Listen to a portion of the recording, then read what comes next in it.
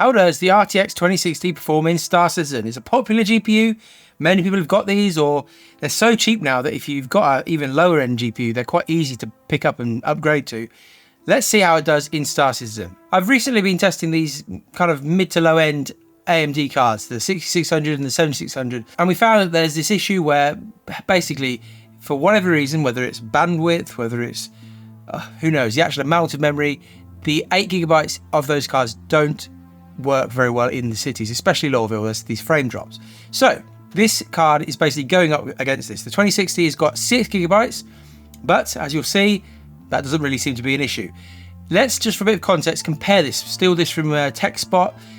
It is a graph that shows how basically we should expect this to perform. The RX 6600 should be a fair bit ahead of the 2060, but there are some games where the 2060 would actually be ahead, and as we'll see, Star Citizen is a mix of both. Test setup and everything is in the description, but as always, we're testing this with a high-end CPU so that we can get the maximum out of the GPU, and actually in these results at 1080p, which really is what this card is for, none of these results that you're seeing are CPU limited. It's all on the GPU. Starting off in ArcCorp, we kind of see maybe what we would expect. It's a little bit slower than the 6600, but it is quite close, and that is not going to be consistent all the way through this.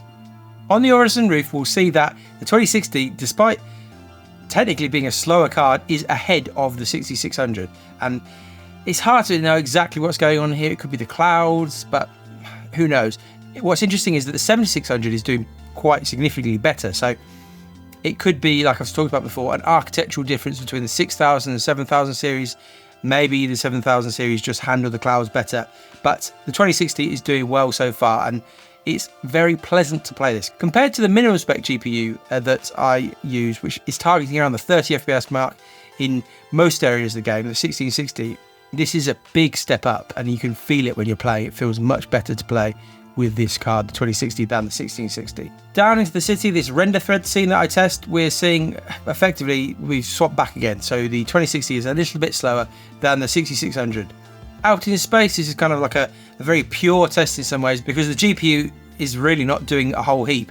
We see pretty good result. It's significantly ahead of the 1660, but we're seeing that the AMD cards are jumping ahead here. And again, we're seeing maybe a generational difference between the 7000 series and the 6000 series on the AMD side. Quantum travel, which has been quite an interesting test recently that I've been doing, we're seeing again here that the AMD cards, or at least the 6000 series cards, don't cope as well as you might expect. So it's matching only the 6600, it's only matching the 1660. So really quite a poor result there, and the 2060 is significantly ahead. But we saved the best till last. We've got our nice Lawville results. And we see here that despite technically again being a slower card, it's almost matching the 7600. And as I've discussed in previous videos, but I'll just quickly go over it again, the AMD cards here in Lawville with 8GB of VRAM, whether that's exactly the issue or whether it's bandwidth or something else, they don't cope well. So they have these slowdowns, they lose performance. But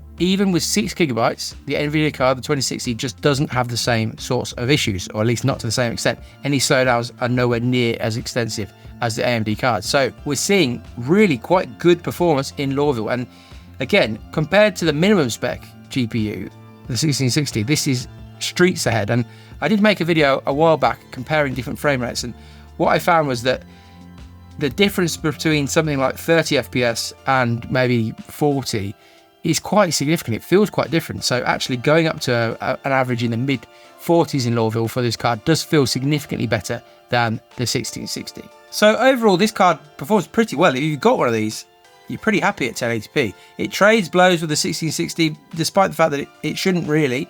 And there's obviously strengths and weaknesses for the AMD cards. But because the NVIDIA card doesn't suffer because it's only got 6GB of VRAM, I'd much prefer to have this card in my system than those AMD ones. Now, as I've been saying, I've got the 6700 XT, and I've done the testing already. I'm not going to spoil the result, but that video will be coming very soon, and that will show what happens when you have an AMD card with 12GB of VRAM. And a small spoiler, it is significantly different. So subscribe if you want to see that one, but otherwise, see you soon. Bye.